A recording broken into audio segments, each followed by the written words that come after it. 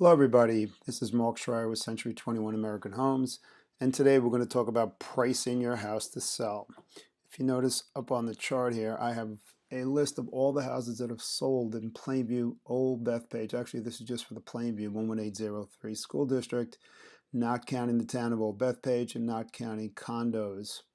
Um, when you price a house, a lot of times I go on listing appointments and people say, well, how much are you going to sell my house for? And I try to explain to them in as much detail as possible that realtors don't make the price. The market makes the price.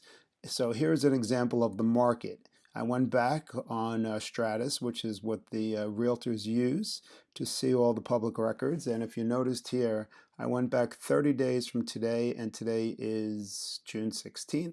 So I went back 30 days to May 16th.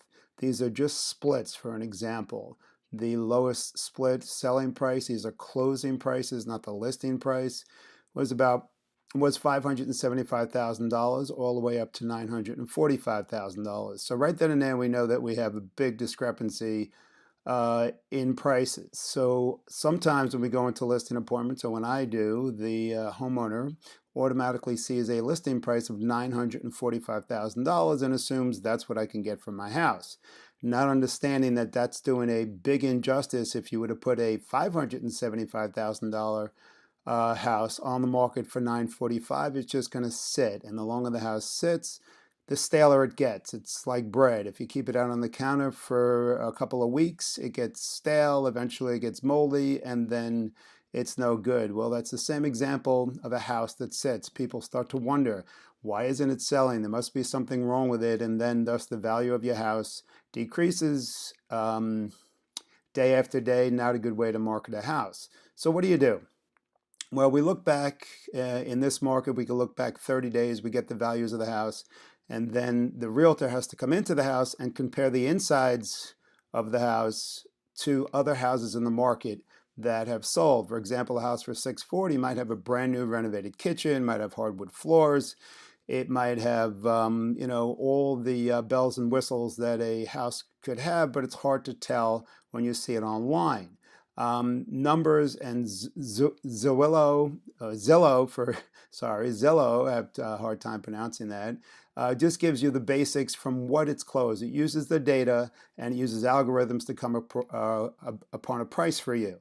Well, algorithms don't put money in your pocket. So when a realtor comes in your house, they know the market. If they specialize in that area, they come in, they see what your house has to offer, and then they know the house for $575. They know maybe it was a fixer-upper, maybe it was an estate that hasn't been renovated in 20 or 30 years. So you know that price is really not a true estimate of what your value should go for. So they use their personal expertise in the neighborhood. They combine it with the actual comps of things that have sold in the last 30 days. And a better thing to do would actually use under contracts, houses that have recently gone on under contract, because sometimes, and this is just an example, by the way, the sold prices, but under contracts, you don't have the actual sold prices listed on the MLS yet, so we don't actually know unless we ask around what that house actually went for until they list it on public records.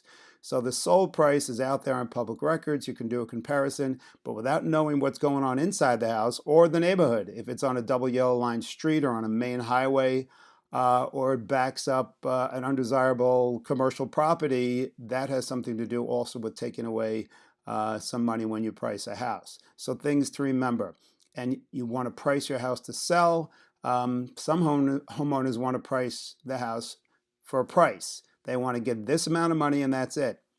What I want you to do in that case, just think of yourself as a buyer. If you're a buyer, you don't want to give the homeowner anything else other than what the house is worth. Value is good, but with the age of the internet, you're not going to get anything for free. If you have any other questions, please give me a call. This is Mark Schreier from Century 21 American Homes.